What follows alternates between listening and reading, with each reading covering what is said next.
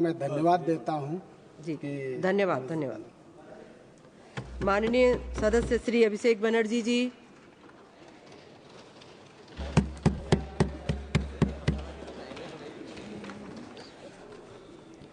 Honorable Chairperson Ma'am and esteemed members of this august House, today I rise here not just to respond to the Union budget that was presented by the Honorable Finance Minister for the year 2025-26, but also to expose the grand illusion it weaves, a mirage, a deception, or rather a golden deer budget. Well, all of you must be wondering, why am I referring to this budget as the golden deer budget? The 2025 Union budget is nothing but a Marich moment from the Ramayana, an elaborate illusion designed to deceive. Just as the demon Marich took the golden form of deer to lure Ma Sita away, the NDA government has crafted a shiny, dazzling budget promising prosperity while hiding the economic catastrophe beneath.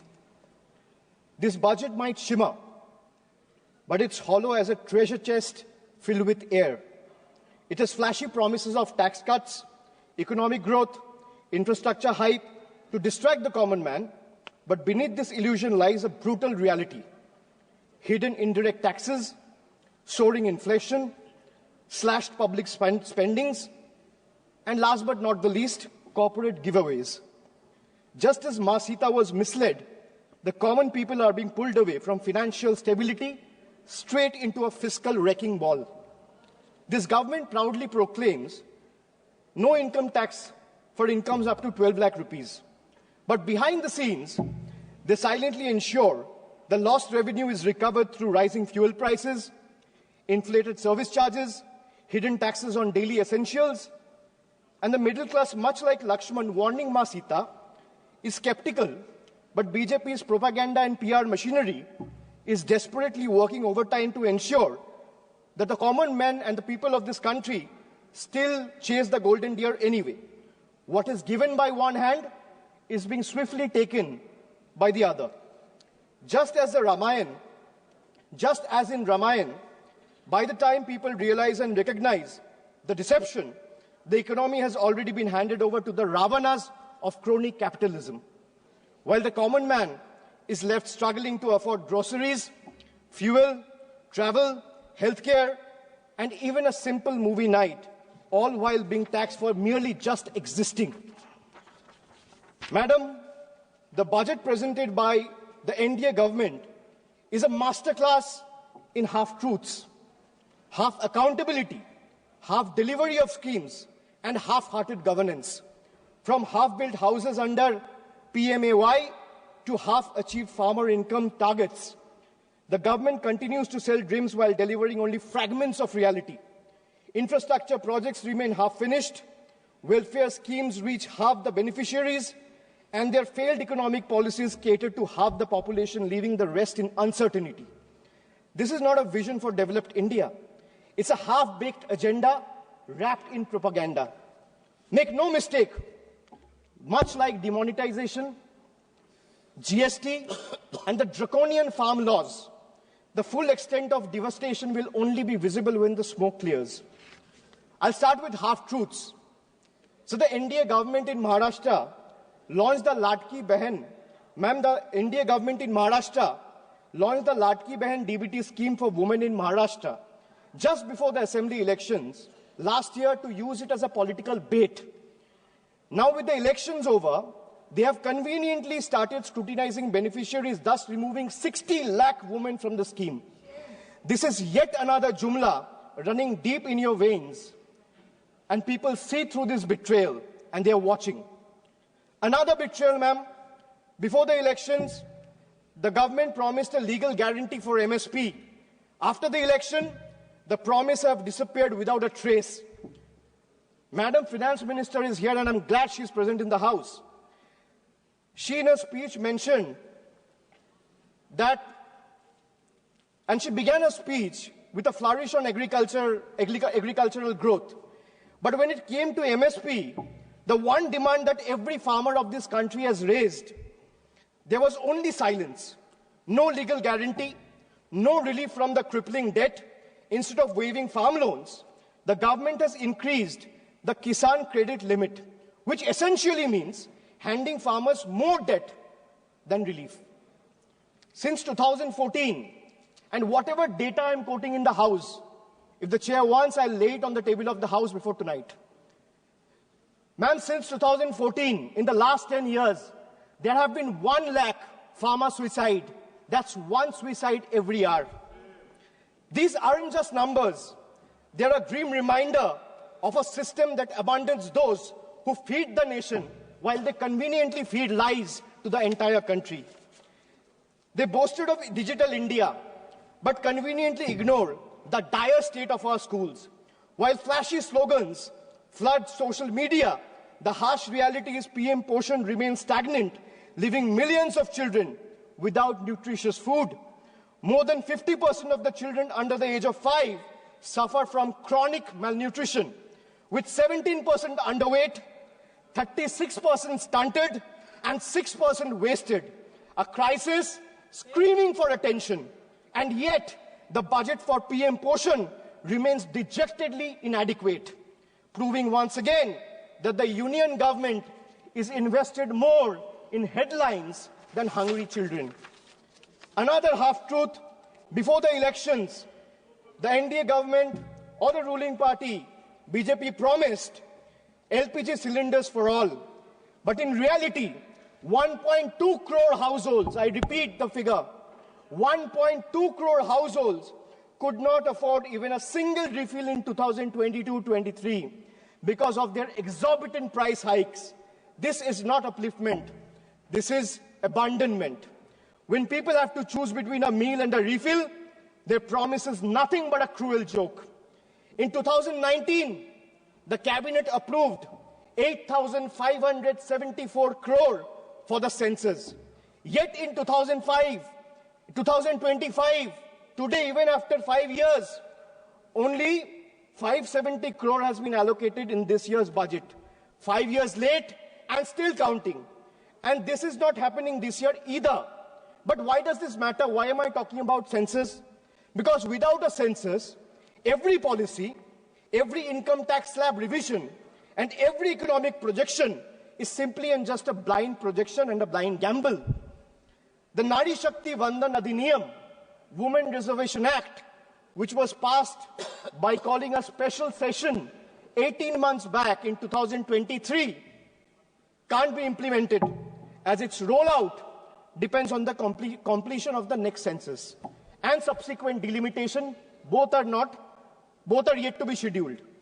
The government seems to prefer running the country on guesstimates and propaganda rather than real data, because facts expose their failures and they would rather keep the nation in the dark.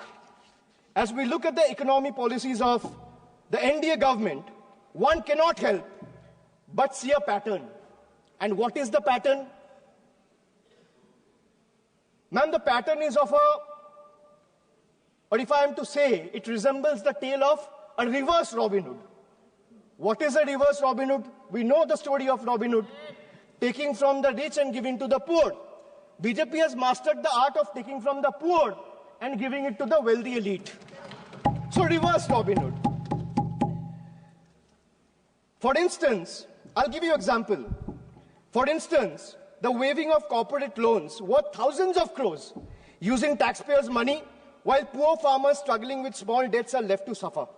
The government claims to have no money to increase subsidies on essential commodities, yet it slashes corporate tax rates, giving billionaires an even bigger slice of the pie. This is not economic justice. This is economic favoritism at its worst. Then I talk about, or rather I'll come to half federalism. You know, all the members sitting in this house have never heard of this phrase. This is a phrase that I've coined. Half federalism. Why I say half federalism? I'll give you another example just to understand it better. Madam, in Bihar, BJP's ally, Janata Dal United or JDU, have 12 seats. That means BJP has 12 MPs in Bihar. And in Bengal, BJP has 12 MPs. BJP is in power in Bihar and BJP is not in power in Bengal. So Bihar gets bonanza, Bengal gets blockade. This is half federalism. Madam, not a single meaningful financial allocation has been made for the state of Bengal. This is a Bangla Birodhi budget. 1.7 lakh crore is still due to the state of West Bengal under various heads. This is a deliberate financial blockade, a calculated move to stifle Bengal's growth, prosperity and development. West Bengal's spending due on Manrega to the tune of 7,000 crore still remains unpaid, depriving 59 lakh poor workers. The state has launched Karmashri scheme for providing employment opportunities to job card holders, paying 51 lakh workers from its own funds. The central government has not cleared 8,140 crores in housing dues for rural Bengal under Pradhan Mantri Awas Yojana, depriving 12 lakh beneficiaries. The state government launched the Banglar Bari project last year in the month of December, providing housing to 12 lakh beneficiaries entirely from the state's own funds. Why am I giving you these facts? Because all of you, especially the members sitting in the treasury benches, must know, even though you have deprived West Bengal, the state continues to stand tall as a true testament, an example of Atma Nirbharata, where the mind is without fear, where the head is held high. Chitto jeta bhoy shunno, uchcho jeta shir. While the center withhold funds and play politics with the people of Bengal and their livelihoods, Bengal refuses to beg. We build, we provide, we progress, we grow with or without their support. Bengal has more than doubled its export in the last 10 years. 57 lakh new MSMEs have been added, employing over 1 crore people. Bengal's handloom industry employs over 5 lakh workers, which is the second highest in the country. The state's broadband policy, formulated in 2020, resulted in investment of 7,500 crore in the telecom sector alone. Almost 3 lakh direct employment has been generated in IT companies. Bengal has over 88 lakh MSMEs, which is the second highest in the country. 1 out of 5 MSME are owned by women, which is highest in the country. 36% of workers in these enterprises are female, third highest in the country. Madam, now I'll come to health. India remains one of the lowest healthcare spenders globally, investing a mere 3% of its GDP, far behind China's 5% and United States of America's 16%. For a country of 140 crore people, this level of investment is not just inadequate, it's an outright betrayal of public health. The government has opened floodgates for 100% FDI in insurance, happily inviting foreign profits, but refuses to remove the crushing 18% GST on health insurance. So while the corporates enjoy free rein, the common man is taxed while they are fighting for their own lives. This is not reform. This is a rigged game where the poor and the downtrodden and the common people of the country are deliberately made to lose. Instead of strengthening government hospitals, this government prioritizes private insurance.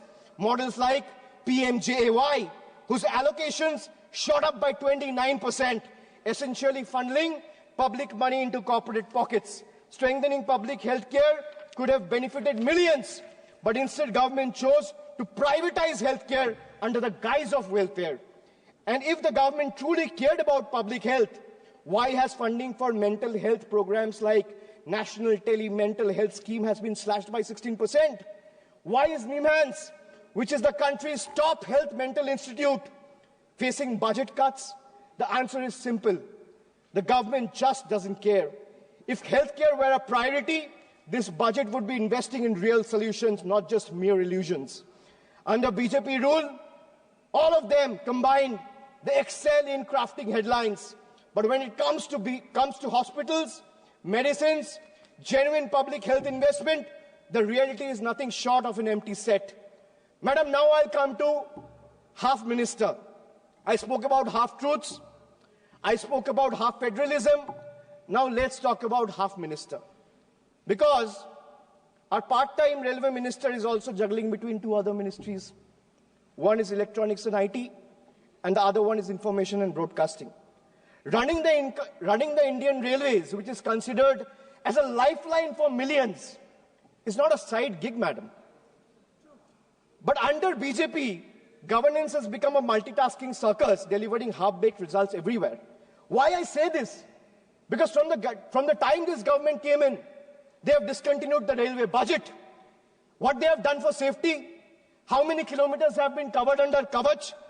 Between 2015 to 2024, there has been 678 consequential railway accidents, where more than 784 people have lost their lives, leaving more than 2,000 injured. No wonder tracks are crumbling, the tech sector is struggling, and the media is drowning in propaganda. Then, ma'am, I come to half-baked answers. I can ask 50 questions or 100 questions to the government, but let me ask only 5.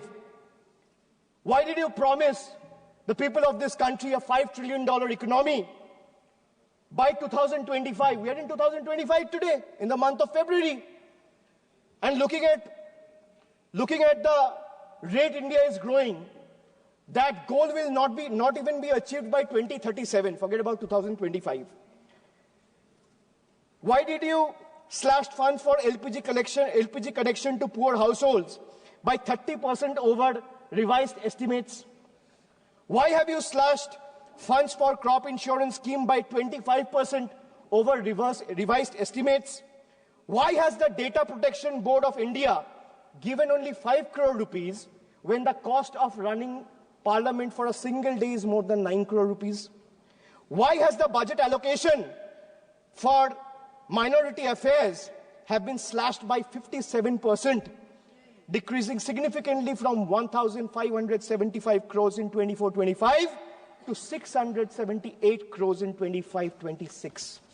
These are hard facts. These are data. Ma'am, now I come to half accountability.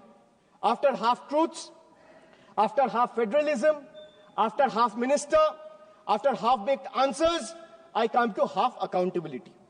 A government is expected to be 100% accountable.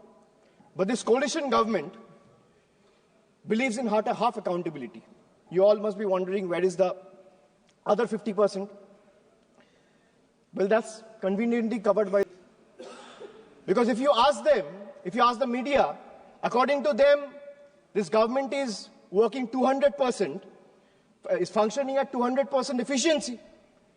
And in their world, in the media's world, there are no failures. Failures are invisible. Questions are forbidden. The only policy is propaganda. Ma'am, let me make just two quick points to prove their half accountability.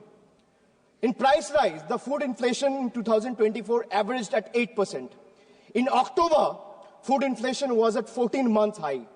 The bottom 5% spends 66 rupees a day, while the cost of 2 veg thalis exceeds 150 rupees. Household savings have dipped to a 50-year low. In case of unemployment, youth unemployment is at a staggering 45%. 3 out of 10 graduates today are unemployed. Under PMKVY, only 18% of the trained candidates were placed. Over 90% of the workforce employed in the informal sector lack job security and benefits. Madam, now I'll come to half delivery. Now let me present before you a few examples of half delivered services. Time and again, this government has misled the people, making tall claims, but has failed to deliver where it truly matters. I'll start with Beti Bachao, Beti Padhao. Launched with much hype and fanfare to promote girl child education and welfare, yet over 80% of the scheme's budget was spent on publicity rather than spending it on the actual benefit for girls. Then I come to Jan Dhan Yojana, bank accounts without bank services. Under the Jan Dhan Yojana, 54.66 crore, that means 50 crore, 54 crore, 66 lakh accounts were opened.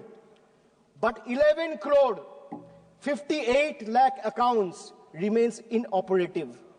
And out of this 54 crore accounts, 33 crore 67 lakh accounts have balance less than 1,000 rupees. This is a perfect example of financial inclusion in paper, but financial struggle in reality.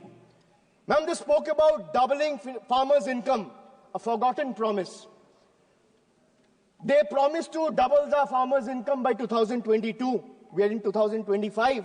But today, farmers are drowning in debt, facing stagnant crop prices, rising input costs, and no legal MSP guarantee. Pradhan Fasal Bima Yojana benefit insurance companies more than the farmers. Smart Cities mission, hype versus reality. They promised over 100 smart cities, but most projects today remain on paper or are rather incomplete. Basic infrastructure in many towns are crumbling while funds remain underutilized or diverted to beautification projects. They spoke about making in India. That means they spoke about revolutionizing the manufacturing industry. But what is the reality and truth of Make in India? More imports, less manufacturing. Local industry today struggles under the rising imports from China, inconsistent policies, and low capital investment. Instead of boosting domestic production, India's trade deficit with China has skyrocketed over the years. Unemployment, they promised about 2 crore jobs every year. But in reality, unemployment remains at a 45-year high. They promised houses for all by 2022, yet another broken promise. In 2015, a promise was made to provide every household a home by 2022. 3 years later, in 2025, as the deadline passed, millions still await promised homes, highlighting delays and unmet expectations. Pattern, if you look at the pattern, big announcement and half execution, or rather zero execution. From infrastructure to education, health to employment, BJP's governance is a pattern of half delivery. Grand promises, incomplete execution, and shifting blame when failures are exposed.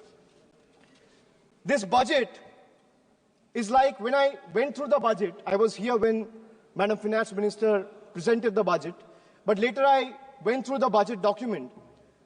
Ma'am, all I realized is this budget is like those promises where you promise free meals, but charges exorbitantly for, giving a chair to sit, free water, service. So this budget is like a buffet that promises free meal, but charges exorbitantly for water, service, and cutlery.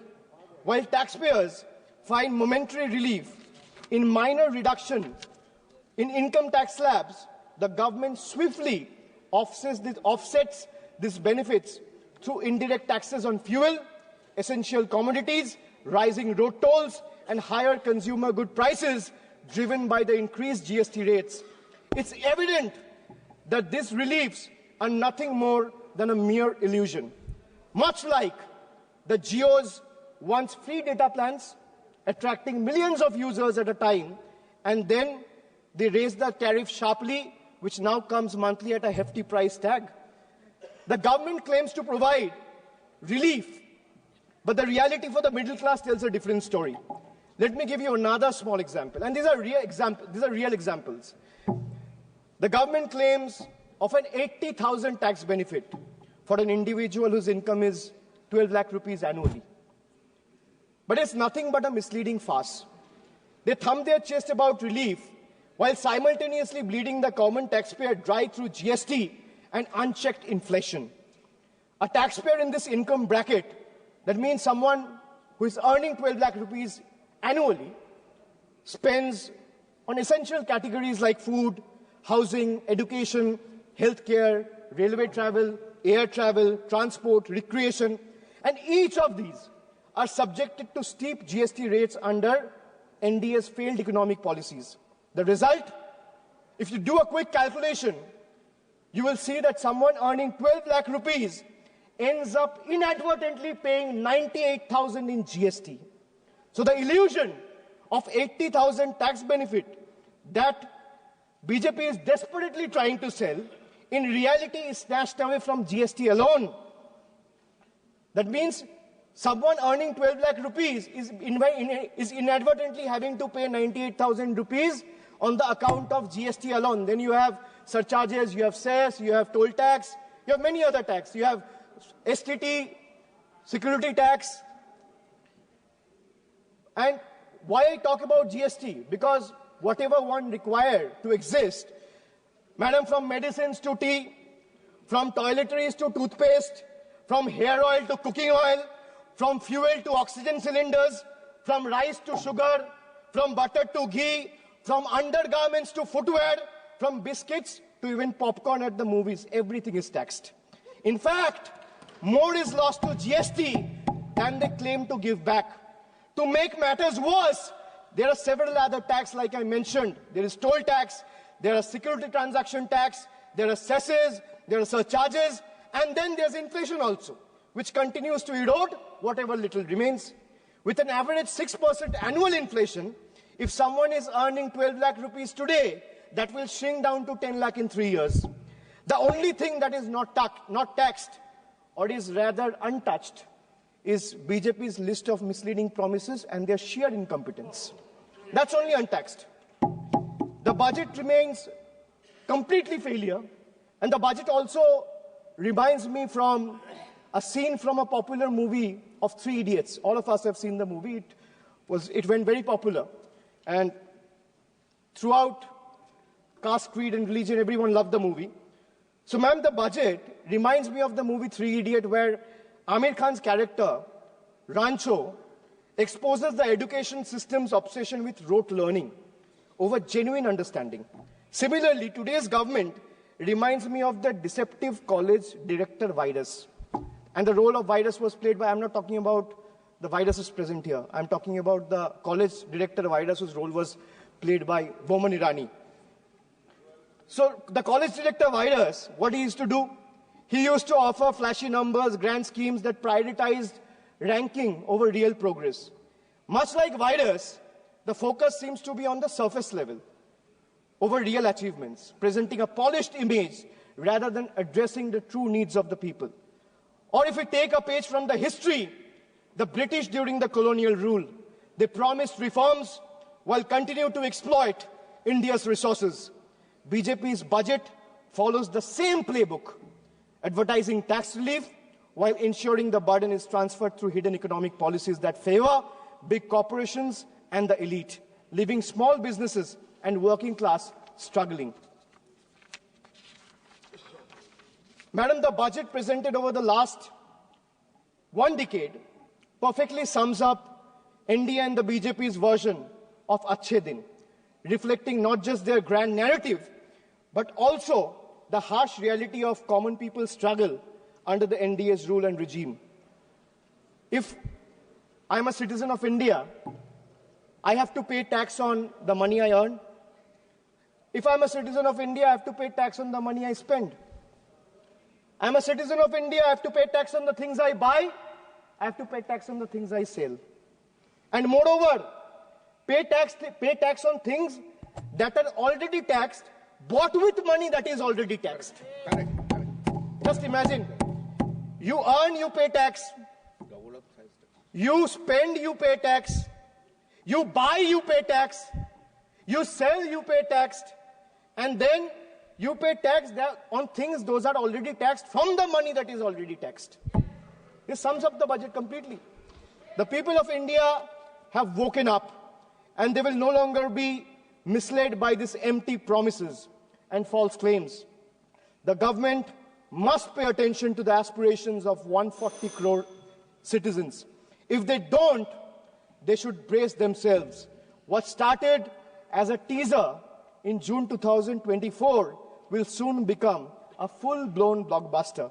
After all, the saying goes, never underestimate the power of the common man. And they are all, every Indian who's watching this, who has seen the budget, who has voted in 24 and is going to vote again, exercise their franchise, they are far better scriptwriters than the BJP members of this House. India now sees the truth clearly.